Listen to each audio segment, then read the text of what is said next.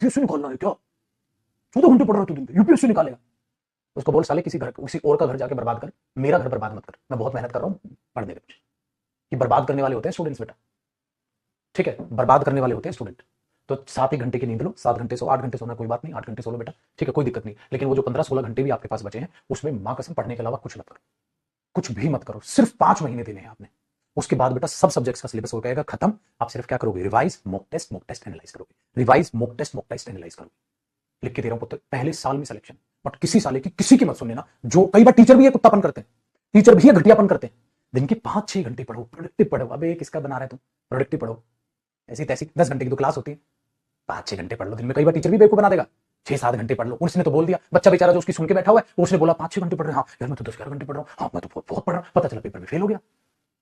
Teacher तो कह के निकल लिया, वो स्टूडेंट तो कह के निकल लिया। लाइब्रेरी में मिला एक बच्चा, उसने तुम्हारा ब्रेन वॉश कर दिया। मैं तो 4-4 घंटे साला झूठ बोला, रात रात भर जग के पढ़ता है वो।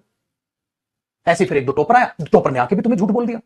मैं सर ज्यादा नहीं पढ़ता था। मैंने पूछा बेटा कितनी सेल्फ स्टडी थी, या कितनी दिन पढ़ते, दिन में कितनी देर पढ़ते? ज्यादा नहीं पढ़ता था सर, हाँ 5-6 घंटे 7 घंटे पढ़ लेता था।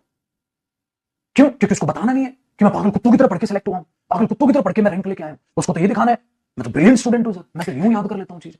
हवाबाजी। उस हवाबाजी के चक्कर में कितनों के फ्यूचर बर्बाद हो रखे हैं, उनको पता ही नहीं है। बेटा कोई भी टॉपर, टॉपर 2 टाइप के होते हैं। एक वो जो मां कसम 14-14, 15-15 पढ़ाई के अलावा कुछ नहीं करते। एक वो बेटा जो गॉड गिफ्टेड होते हैं, उनका दिमाग गॉड गिफ्टेड है, उनको चीजें बहुत जल्दी पकड़ में आती है। वो इंग्लिश मीडियम स्कूल से था, उसके ग्रेजुएशन का बैकग्राउंड पूछो, उसका 12th का बैकग्राउंड पूछो, उसके मार्क्स पूछो, वो ब्रिलियंट स्टूडेंट रहा है। उसके मार्क्स 98% रहे हैं, 98% नंबर थे उसके 12th में। साइंस बैकग्राउंड से या कॉमर्स बैकग्राउंड से, किसी भी बैकग्राउंड से था, 98% मार्क्स थे उसके। कॉलेज में गया, कॉलेज में बहुत बेहतरीन उसने किया।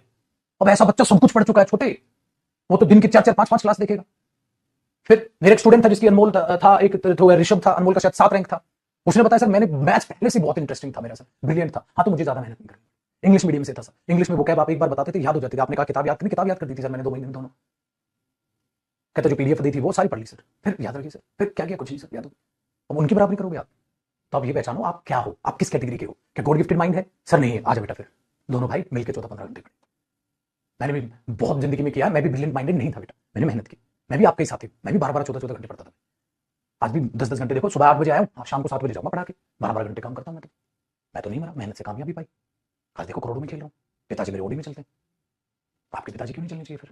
आपके पिताजी भी सो बुढ़ापा आराम से गुजरना चाहिए। तो कौन से बच्चे हो आप? मेरे वाले। दोनों भाई भाई मेहनत करेंगे, मेहनत से पार पड़ेगी। 12 घंटे, 13 घंटे, 14 घंटे पढ़ने के अलावा कुछ नहीं, मात्र 5 महीने पुत्र रिक्वेस्ट करो।